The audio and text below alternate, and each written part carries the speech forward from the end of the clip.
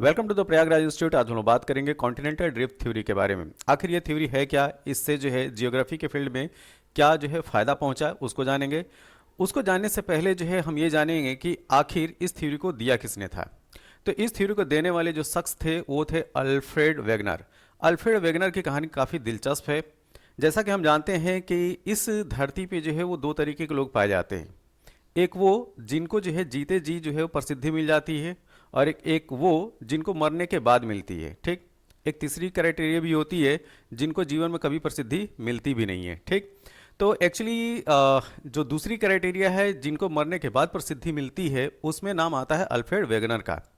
जैसा कि हम जानते हैं कि ये जो थ्योरी दी गई थी यह 1912 में दी गई थी, और 1930 में 1 नवंबर 1930 में अल्फ्रेड वेगनर की मृत्यु हो जाती है। और जानते हैं कहाँ मृत्यु होती है? मृत्यु होती है ग्रीनलैंड। ठीक है। तो ग्रीनलैंड में इनकी मृत्यु होती है, और इनका जन्म हुआ होता है जर्मनी में। तो 1880 में इनका जो है जन्म होता है अल्फ्रेड वेगनर का, और मृत्यु होती है 1 नवंबर 1930 को। और ये थ्योरी वो देते हैं 1912 में। अब बात आती है कि इस थ्योरी को रिकॉग्निशन, मतलब कि ये जो इन्होंने जो सिद्धांत दिया था कॉन्टिनेंटल ड्रिफ्ट का, ठीक, इस सिद्धांत की जो महत्ता लोगों ने जाना इनकी मृत्यु के 20 साल बाद। तब उनको समझ में आया कि हाँ, ये जो शख्स था वो जो है वो सही बोल रहा था, इस पे विचार करना चाहिए। ठीक।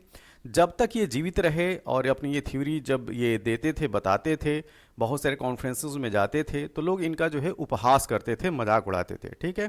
तो चलिए स्टार्ट करते हैं कि आखिर कॉन्टिनेंटल ड्रिफ्ट थ्योरी थी क्या। तो जैसा कि पहली लाइन लिखा गया है, मैं बताया भी कि जर्मनी के प्रसिद्ध भूगोलवेत्ता, जलवायु विज्ञान, और एक और चीज़ याद रखिएगा, जो अल्फ्रेड वेगनर है वो पॉलीमॉथ, मतलब कि बहुत सारी चीज़ों के जो है वो ज्ञाता थे, बहुत सारे विषयों के वो ज्ञाता थे। ठीक है। क्लाइमेटोलॉजिस्ट भी थे, जियोलॉजिस्ट भी थे, जियोग्राफर भी थे। ठीक है। तो इस तरीके से काफ़ी इंटेलेक्चुअल पर्सनालिटी थी किसकी? अल्फ्रेड वेगनर की। तो जर्मनी में जन्म हुआ था 1880 में, ये चीज़ जो है वो याद रख सकते हैं आप लोग। ठीक। और 1880 के नवंबर महीने में ही उनका जन्म हुआ था। मृत्यु भी जो है नवंबर में ही हुई थी। तो जर्मनी के प्रसिद्ध भूगोलवेत्ता, जलवायु विज्ञान के विशेषज्ञ अल्फ्रेड वेगनर ने महाद्वीप विस्थापन का सिद्धांत 1912 में प्रस्तुत किया था। तो 1912 की इनकी थ्योरी है। अब इन्होंने बोला क्या था? उनके अनुसार महाद्वीप स्थिर नहीं रहते हैं, बल्कि उनमें विस्थापन होता रहता है। इनका कहना यह था कि जो कॉन्टिनेंट्स हैं, जो महाद्वीप हैं, वह एक जगह जो है स्थिर फिक्स नहीं है, उनमें जो है विस्थापन, मतलब कि अपनी वह जगह जो है वो परिवर्तित करते रहते हैं। और जैसा कि हम जानते हैं कि पूरा पूरा अगर भूगोल की अगर बात किया जाए, या पूरे भूपटल की अगर बात किया जाए, तो उसमें जो है ओशियंस हैं और कॉन्टिनेंट्स हैं। ठीक है। तो यहाँ पे स्पेशली उनका फोकस था कॉन्टिनेंट। तो जो कॉन्टिनेंट्स हैं वो एक जगह फिक्स नहीं है, उनमें जो है विस्थापन होता रहता है, अपनी जगह को परिवर्तित करते रहते हैं। यह किसने बोला? अल्फ्रेड वेगनर ने बोला। ठीक है। तो वेगनर के अनुसार एक समय पर सभी महाद्वीप एक दूसरे से जुड़े हुए थे। इनका कहना यह था कि जितने भी कॉन्टिनेंट थे एक टाइम पे सभी आपस में जुड़े हुए थे। ठीक है। तो जब सारे कॉन्टिनेंट जब जुड़े हुए थे तो वो कैसे दिखते होंगे ग्लोब पे, उसको हम लोग देखेंगे आगे इस डायग्राम में। ठीक है। तो पहले जो कुछ जो बातें थी उनको हम लोग जान लेते हैं। इसके साथ में उन्होंने ये कहा था कि जो पूरा ये जो कॉन्टिनेंट एक साथ जो जुड़ा हुआ है वो कहलाता था पेंजिया। अब जो महाद्वीपीय भाग है अगर एक साथ आ गया तो बचेगा क्या? जलीय भाग। तो जलीय वाला जो भाग था, जो एक्वेटिक पोर्शन बचा, उसको उन्होंने पेंथालस बोला। ठीक है। पेंथालस। ठीक है। तो महाद्वीपों को वेगनर ने पेंजिया बोला था, और पेंजिया पर छोटे छोटे आंतरिक सागरों का भी विस्तार था। पेंजिया के चारों ओर एक विशाल सागर था जिसका नाम पैंथालसा रखा। ठीक है। तो जो पैंथालसा है वो क्या है? एक्वेटिक पोर्शन जो कॉन्टिनेंट से बचा। अब पूरे जो कॉन्टिनेंट का समूह है, पूरा वो जो लैंड मास है, उसको क्या बोला? पेंजिया बोला। और उसके अलावा जो एक्वेटिक पोर्शन है उसको क्या बोला उन्होंने? पैंथालसा बोला। ठीक है। इसके साथ वो जो कॉन्टिनेंट है जो एक साथ ह्यूज लैंड मास में एग्रीगेट थे, उनके बीच बीच में छोटे छोटे समुद्र भी पाए जाते थे, या ये कह सकते हैं इनलैंड समुद्र की भी बात वो करते थे, या सागरों की बात करते थे। ठीक है। अब इसको हम लोग देखेंगे किसमें? डायग्राम में। ठीक है। तो डायग्राम में देखते हैं इसको। देखिए, उनकी थ्योरी के अनुसार ये कुछ इस तरीके से सारे कॉन्टिनेंट जो जुड़े हुए थे, और जो एक्वेटिक पोर्शन था वो कुछ इस तरीके से था। ठीक है। तो जो पूरा जो लैंड मास है, ये जो है वो पूरा ये जो लैंड मास था, इसको इन्होंने बोला पेंजिया। ये पूरा पोर्शन क्या कहलाया? पेंजिया कहलाया। और इसके अलावा जो एक्वेटिक पोर्शन बचा, मतलब जो समुद्री भाग बचा, उसका नाम रखा पैंथालासा। ठीक है, तो ये हो गया पैंथालासा। इसके साथ साथ में उन्होंने ये कहा कि बीच बीच में, ठीक है, बीच बीच में जो है इनलैंड सी भी थे। ठीक है, इन कॉन्टिनेंट के बीच में। अब पैंथालासा और पेंजिया, ये कॉन्सेप्ट जब क्लियर हो गया तो उन्होंने ये बोला कि ये जो पैंथालासा है वो उत्तरी और दक्षिणी भागों में विभाजित था। जो उत्तरी पोर्शन है, उत्तरी पोर्शन का नाम उन्होंने लॉरेशिया रखा, और जो दक्षिणी पोर्शन था उसको गोंडवाना बोला। ठीक है, तो उत्तरी पोर्शन लॉरेशिया और जो नीचे वाला पोर्शन था पेंजिया का दक्षिणी भाग, वो गोंडवाना। तो लॉरेशिया और गोंडवाना में इस तरीके से पेंजिया जो है विभक्त था, और बाकी का जो पोर्शन है वो पैंथालासा। तो आज की डेट में जो भी हम जो है कॉन्टिनेंट सुनते हैं, जैसे यूरोप हो गया, अफ्रीका हो गया, नॉर्थ अमेरिका, दक्षिणी अमेरिका और एशियन कॉन्टिनेंट, तो इस तरह के कॉन्टिनेंट का जो है कॉन्सेप्ट उस समय थे, ये सारे के सारे जो है वो एक दूसरे से जुड़े हुए थे। आप देख भी सकते हो। ठीक है, यूरेशिया हो गया, north America, south America, Africa, India, Antarctica, Australia, ये सब जो है एक दूसरे से जुड़े हुए थे। और ये पूरा जो लैंड मास था, ये पूरा लैंड मास पेंजिया कहलाता था। इसका जो नॉर्दर्न पोर्शन था लॉरेशिया और दक्षिण वाला भाग गोंडवाना। ठीक है, तो इस बात को थोड़ा सा और समझते हैं कि आखिर लॉरेशिया में कौन कौन आते थे और गोंडवाना में कौन कौन से आते थे। ठीक है, तो पेंजिया का उत्तरी भाग, जैसा कि हमने देखा अभी, तो पेंजिया का उत्तरी भाग लॉरेशिया कहलाता था, और लॉरेशिया में आज की डेट के उत्तरी अमेरिका, यूरोप और एशिया आते थे। ठीक है, आप यहाँ पे देख सकते हो, ये वाला पोर्शन जो है यूरोप, एशिया, नॉर्थ अमेरिका, ये किस में आ जाएंगे? लॉरेशिया में आ जाएंगे। अगर दक्षिणी भाग की अगर हम बात करें तो दक्षिणी भाग जो है वो क्या कहलाता था? गोंडवाना लैंड। ठीक है, क्या कहलाता है? गोंडवाना लैंड। थोड़ा सा मैं इसको ऊपर करता हूँ। गोंडवाना लैंड में क्या क्या है? गोंडवाना लैंड में देखिए दक्षिण अमेरिका, ये देखिए साउथ अमेरिका हो गया, दक्षिण अमेरिका, ऑस्ट्रेलिया, अफ्रीका तथा अंटार्कटिका। अफ्रीका कॉन्टिनेंट और अंटार्कटिका जो कॉन्टिनेंट है वो गोंडवाना लैंड मास में है। हम अपने अगर देश की बात करें इंडिया, तो वो भी गोंडवाना लैंड समूह में ही आता है। अब चलते हैं आगे।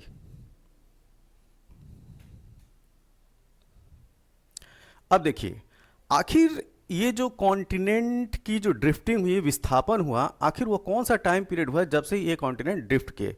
तो वेगनर के अनुसार वह जो टाइम पीरियड होता है वह होता है कार्बोनीफेरस। ठीक है, जो कार्बोनीफेरस टाइम पीरियड है, ठीक है, उस एरा में कॉन्टिनेंट जो है ड्रिफ्ट करना स्टार्ट हुए। अब बात आती है कि ये जो कार्बोनीफेरस है आखिर वो है क्या?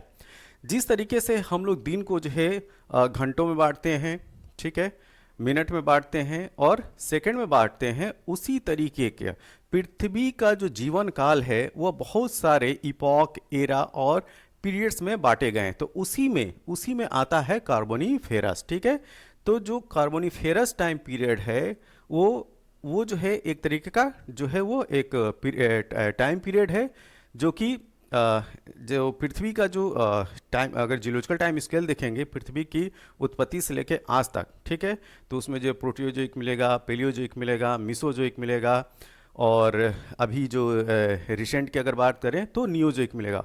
और ये सारे जो एरा हैं वो सब छोटे छोटे जो है पीरियड्स में डिवाइड होते हैं। तो उसी तरीके से जो पेलियोजोइक है वो जो है वो कई मतलब कि 6 सब पीरियड्स में वो डिवाइड है। ठीक है, तो वो जो सब पीरियड्स हैं उसको हम लोग स्पेशली पढ़ेंगे। ठीक, इस तरीके से कुछ है। ठीक है, ये है Cambrian, Ordovician, Silurian, Devonian, Carboniferous और पर्मियन।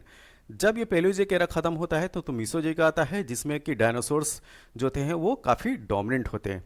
तो जो जियोलॉजिकल टाइम स्केल है उसको जो हम नेक्स्ट लेक्चर में लिखेंगे। ठीक, बस ये जानिए कि ये जो कार्बोनिफेरस का जो टाइम पीरियड है, इस टाइम पीरियड से जो कॉन्टिनेंट जो है ड्रिफ्ट करना स्टार्ट किए। अब ये जो है आखिर टाइम के हिसाब से देखा जाए तो कितने साल पहले की बात है? तो ये लगभग जो है 30 करोड़ साल पहले की बात की जा रही है। ठीक है, 30 करोड़ साल पहले, मतलब कि 300 मिलियन ईयर्स एगो। ठीक है, ध्यान दीजिएगा, बहुत सारे एग्जाम में जो है या बहुत सारी किताबों में जो है 30 करोड़ या लाख में जो है वो टाइम पीरियड नहीं दिया होगा, मिलियन ईयर्स में पूछा जाता है या दिया रहता है। ठीक है, तो इसको जो है आप मिलियन ईयर्स में भी ध्यान रखिएगा। तो 300 मिलियन ईयर्स का जो टाइम पीरियड होता है वहाँ से कॉन्टिनेंट जो है ड्रिफ्ट होना स्टार्ट हुए। ठीक, अब इनकी जो हाइपोथेसिस थी उनमें जो है वो 2 परिकल्पनाएं जो है उन्होंने सम्मिलित किया। ठीक है, पहली परिकल्पना वह थी जिसमें उन्होंने ये कहा कि जो क्लाइमेटिक बेल्ट है वो शिफ्ट होना स्टार्ट किया होगा, और दूसरा ये कि कॉन्टिनेंट ही शिफ्ट होना स्टार्ट हुए होंगे। ठीक है, तो दो में से एक बात पे वो एकदम अडिग थे कि दो में से एक जो है कंफर्म है कि ये चीज़ तो होना है, या तो क्लाइमेटिक जो बेल्ट है वो विस्थापित हुए होंगे या कॉन्टिनेंट विस्थापित हुए होंगे। ठीक है, तो पहली परिकल्पना उनकी यह थी कि यदि महाद्वीप एक जगह पर स्थिर है, ठीक है, पूरे जो कॉन्टिनेंट अगर एक जगह पे हैं तो क्या शिफ्ट होगा, तो जलवायु कटिबंध क्रमशः अपना स्थान बदलते रहे होंगे। ठीक है, परंतु ऐसा विस्थापन के प्रत्यक्ष प्रमाण नहीं मिलते हैं, और जलवायु कटबंधों का संबंध सूर्य तथा पृथ्वी के पारस्परिक परिक्रमा से है, जिसमें कोई परिवर्तन नहीं हुआ है। ठीक है, ध्यान दीजिए, सूर्य जो है अपनी जगह पे फिक्स है। अगर क्लाइमेटिक बेल्ट अगर चेंज होगा तो सूर्य की पोजीशन और पृथ्वी की जो पोजीशन है एक दूसरे में अगर चेंजेस होंगे तभी ये पॉसिबल है, जो कि इस तरीके की स्थिति उत्पन्न होना जो है एक असंभव की बात है। तो उन्होंने अपनी जो पहली परिकल्पना थी उसको उन्होंने मानने से इनकार कर दिया। ठीक, तो ये तो हो ही नहीं सकता। दूसरी बात उन्होंने क्या बोला कि यदि जलवायु कटिबंध स्थिर रहे हो तो महाद्वीपों में विस्थापन हुआ होगा। ठीक है, और वेगनर का पूर्ण विश्वास था कि महाद्वीपों का ही विस्थापन हुआ है। तो दूसरी जो परिकल्पना थी जिसमें जो क्लाइमेटिक बेल्ट हैं वो क्या होंगे, फिक्स होंगे, और शिफ्टिंग किसकी होगी, शिफ्टिंग होगी कॉन्टिनेंट्स की। तो ये जो दूसरा पॉइंट था इसको उन्होंने मान लिया। ठीक है, अब इसको मानने के लिए कि चलिए भाई जो है कॉन्टिनेंट जो है विस्थापित होते हैं, तो आप इनके एवज में जो है प्रूफ दीजिए। ठीक है, इसके प्रमाण भी होने चाहिए, इसको सिद्ध कीजिए कि कॉन्टिनेंट जो है वो विस्थापित होते हैं। तो इसके लिए जो है उन्होंने बहुत सारी जो है बातें बताई, बहुत सारे एविडेंसेस जो है उन्होंने प्रस्तुत किए। ठीक है, तो महाद्वीपीय विस्थापन के सिद्धांत के पक्ष में जो प्रमाण दिए थे उन्होंने, पहला तो ये कि वेगनर के अनुसार अटलांटिक महासागर के जो दोनों तट हैं, ठीक है, दोनों तट हैं, भौगोलिक समता पाई जाती है। ठीक है, तो इसको थोड़ा सा मैप में देखते हैं हम लोग।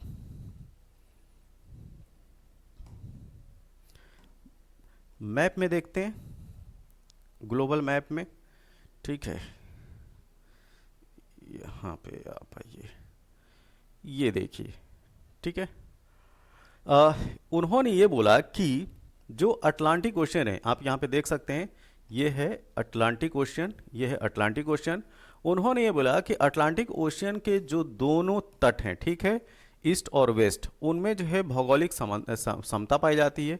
तो भौगोलिक समता का मतलब क्या, ये वाला जो पोर्शन आप अगर देखें, ठीक है, तो ऐसा लगेगा कि यहाँ से ये क्या है, निकला हुआ है। ठीक है, एकदम यहाँ से निकला हुआ है।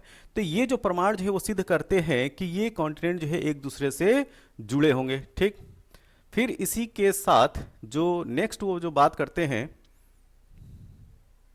ठीक, अब दूसरी बात जो ये इस तरीके से जो ये जो फिट होने वाली बात है, ठीक है, ब्राजीलियन कोस्ट का और अफ्रीकन का जो ईस्टर्न कोस्ट है, वेस्टर्न कोस्ट है, उसका जो फिटिंग है, ठीक, उसको उन्होंने बोला जिगसा फिट।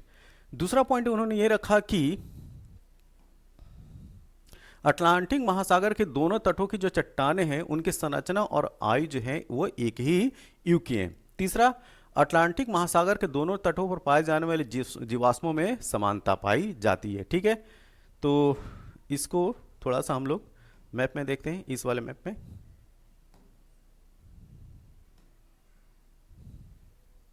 इस वाले मैप में देखिए। ठीक है, उनका ये कहना था कि अगर हम लोग यहाँ की बात किया जाए तो यहाँ पे जो पाई जाने वाली जो चट्टानें हैं, इनकी एज, और इस साइड में पाई जाने वाली जो चट्टानें हैं, एज और स्ट्रक्चर में या जियोलॉजिकल पर जो प्रॉपर्टी है उनकी, ठीक है, उस प्रॉपर्टी में दोनों जो है समता पाई जाती है। इसके साथ में जो यहाँ पे जो फॉसिल्स हैं, जो जीवाश्म पाए जा रहे हैं, वो भी एक ही जीव जंतु के जो है फॉसिल्स पाए जा रहे हैं। अब बात ये आती है कि जो ये जो डिफरेंस है, ठीक है, ये एक दूसरे से जो है अटलांटिक ओशियन से अलग है। ठीक, और फॉसिल्स उन जानवरों के पाए जाते हैं जिनको तैरना नहीं आता है। तो जिनको तैरना नहीं आता है उनके फॉसिल जो है अटलांटिक ओशियन के दोनों तटों पे कैसे पाए जा सकते हैं। ठीक, यह तभी संभव है जब ये दोनों के दोनों तट क्या होंगे, आपस में सटे हुए होंगे। ठीक है, इसका मतलब कि साउथ अमेरिका का जो कॉन्टिनेंट है, अफ्रीका कॉन्टिनेंट है, एक दूसरे से क्या होंगे, जुड़े हुए होंगे। ये उन्होंने थ्योरी जो है वो बताई थी। ठीक है, आगे उन्होंने ये बोला कि ऑस्ट्रेलिया, अंटार्कटिका तथा भारत, जो कि महानदी बेसिन में पाए जाने वाले जीवाश्मों में समानता पाई जाती है। और जो फॉसिल्स की जो सिमिलरिटी है, उन्होंने जो है ऑस्ट्रेलिया, अंटार्कटिका और भारत में खास तौर से जो महानदी बेसिन है उसमें जो जीव जंतुओं के जो जीवाश्म है, ठीक है, वो उनमें जो है वो समानता पाई जा रही है। आगे कार्बोनिफेरस युग का बना कोयला उत्तरी यूरोप, पिचोरा बेसिन तथा साइबेरिया के उन भागों में पाया जाता है जो बर्फ से ढके रहते हैं। ठीक है, अब ये देखिए, ये जो पोर्शन है उत्तरी यूरोप, पिचोरा बेसिन और साइबेरिया के उन भागों में पाया जाता है जो बर्फ से ढके रहते हैं। तो जो वहाँ पे जो कोयला पाया जाना है, ठीक, वो उन क्षेत्रों में पाया जा रहा है जो बर्फ से ढके हुए क्षेत्र हैं। तो उनमें जो प्लांट है जिनके वो फॉसिल्स पाए जा रहे हैं या जिनके कोल पाए जा रहे हैं, ठीक, वो जो है वो इक्वेटोरियल बेल्ट वाले प्लांट के फॉसिल्स हैं। तो ऐसा कैसे हो सकता है कि जहाँ पे जो है बर्फ जमी हो और उसके नीचे कोयला पाया जा रहा है, उस कोयला भी जानते हैं कि फॉसिल फ्यूल से, ठीक, उन प्लांटों का है जो कि इक्वेटोरियल बेल्ट पे पाए जाने वाले प्लांट है। तो यह कैसे पॉसिबल है कि इक्वेटोरियल बेल्ट के प्लांट जो हैं वो साइबेरिया वाले क्षेत्र में पाए जाएं। इसके अलावा ग्रीनलैंड तथा अंटार्कटिक महाद्वीप पर बर्फ के नीचे भी कोयले के भंडार मिले हैं, जो कि असंभव हैं, जो कि ये जो प्लांट हैं वो इक्वेटोरियल बेल्ट वाले प्लांट थे। ठीक है, भूमध्य रेखा के पास जो पाए जाने वाले प्लांट हैं वो, ठीक। तो इसका मतलब कि कॉन्टिनेंट जो है वो शिफ्ट होकर जो है नॉर्थ गए होंगे, तभी तो ऐसा पॉसिबल है।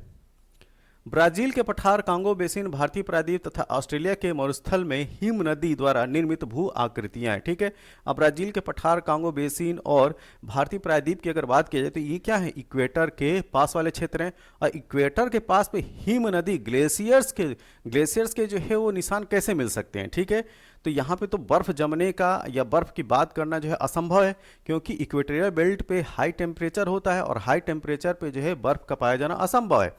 इसका मतलब ये वाला जो क्षेत्र ब्राजील के पठार, कांगो बेसिन और प्रायद्वीपीय जो भारतीय प्रायद्वीप है वो जो है कभी ना कभी वो पोल साइड में होंगे। ठीक है, वो हायर लेटीट्यूड पे होंगे, इस वजह से वहाँ पे ठंडी होगी और वहाँ पे ग्लेशियर्स पाए गए होंगे। ठीक है, तो जो इस बात का तरफ संकेत करती है कि किसी समय पर यह भाग ध्रुवीय क्षेत्रों में स्थित होंगे, जहां हिम नदियों और महाद्वीपों के विस्थापन के कारण उनका स्थान परिवर्तन हुआ है।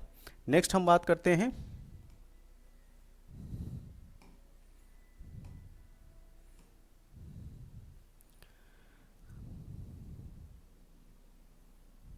ये जो डायग्राम है उसको एक्सप्लेन करते हैं। ठीक है, देखिए यहाँ पे जो फॉसिल्स की बात की जा रहा है, यहाँ पे वो जीव जंतु जिसके जो है वो फॉसिल्स यहाँ पे भी पाए गए। ठीक है,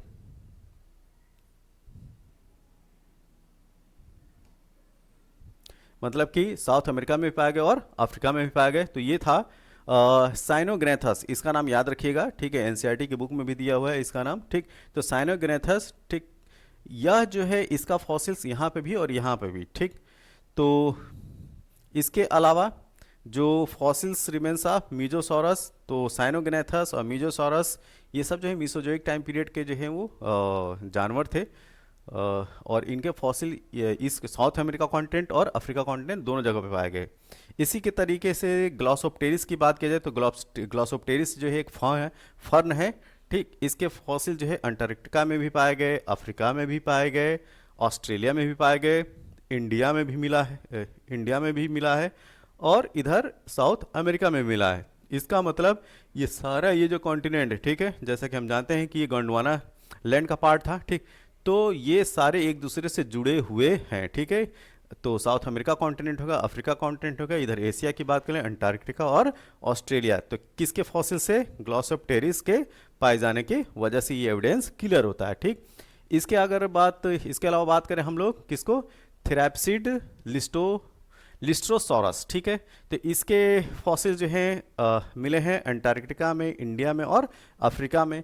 तो इस तरीके से एक ही जीव जंतु के फॉसिल जो हैं कई कॉन्टिनेंट में पाए जाना, यह इंडिकेट करता है कि ये कॉन्टिनेंट एक दूसरे से जुड़े हुए थे। ठीक, और ख़ास तौर से खासियत ये है कि ये जो जानवर हैं, ठीक है, ये जो जंतु हैं इनको तैरना नहीं आता था। ठीक है, तैरना नहीं आता था और उस समय जो है नाव भी की कल्पना हम नहीं कर सकते कि नाव में बैठ के गए होंगे ये सब।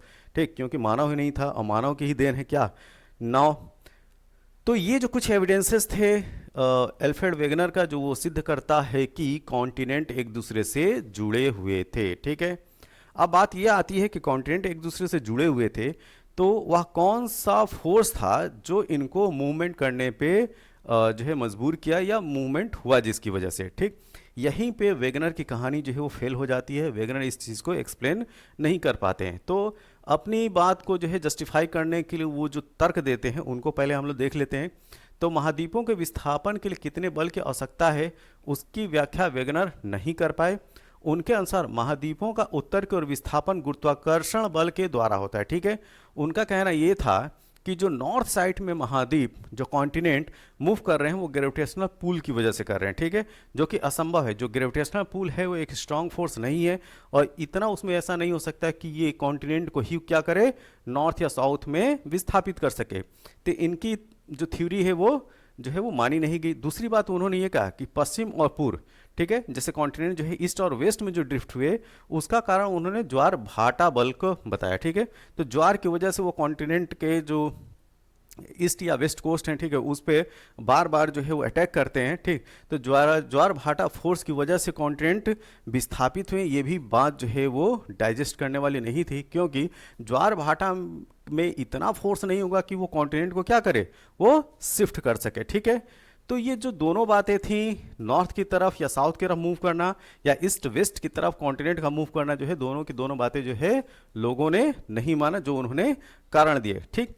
दूसरा पॉइंट, अटलांटिक महासागर के दोनों तटों की भूगर्भीय विशेषताएं हर जगह मेल नहीं खाती हैं। अगर हम अटलांटिक ओशन की बात करें तो हर जगह जो उसकी जियोलॉजिकल जो फीचर्स हैं, ठीक है, आप अफ्रीकन कोस्ट पे या यूरोप के कोस्ट को जो है आप इधर नॉर्थ अमेरिका या दक्षिणी अमेरिका के साथ सिमिलर करने की कोशिश करें तो हर पॉइंट पे सिमिलरिटी नहीं मिलती है। तो ये पॉइंट जो है वो थोड़ा सा एक्सप्लेन वो नहीं कर पाए, ठीक। इसके अलावा कार्बोनिफेरस युग से पहले पेंजिया किस बल के द्वारा स्थिर था, ठीक।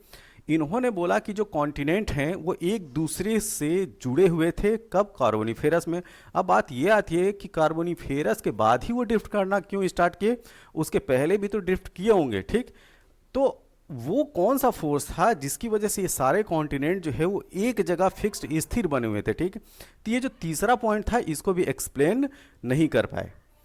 अब ये था continental drift theory Alfred Wegener का। अब एल्फ्रेड वेगनर का जो कॉन्टिनेंटल ड्रिफ्ट है, ठीक है, इसको एक्सप्लेन करने के लिए प्लेट टेक्टोनिक प्रिंसिपल आता है, और प्लेट टेक्टोनिक प्रिंसिपल को हम लोग नेक्स्ट लेक्चर में पढ़ेंगे, ठीक है। आप यहाँ पे देख सकते हैं हमारा जो नेक्स्ट लेक्चर होगा वो प्लेट टेक्टोनिक का होगा, जिसमें हम लोग अल्फ्रेड वेगनर की ये जो कॉन्टिनेंटल ड्रिफ्ट थ्योरी है उसको जो है एक्सप्लेन करेंगे, आखिर जो कॉन्टिनेंट जो कैसे ड्रिफ्ट करते हैं, ठीक है। तो नेक्स्ट लेक्चर में बने रहिए, किसके लिए, प्लेट टेक्टोनिक थ्योरी को जानने के लिए। तब तक के लिए थैंक यू, धन्यवाद।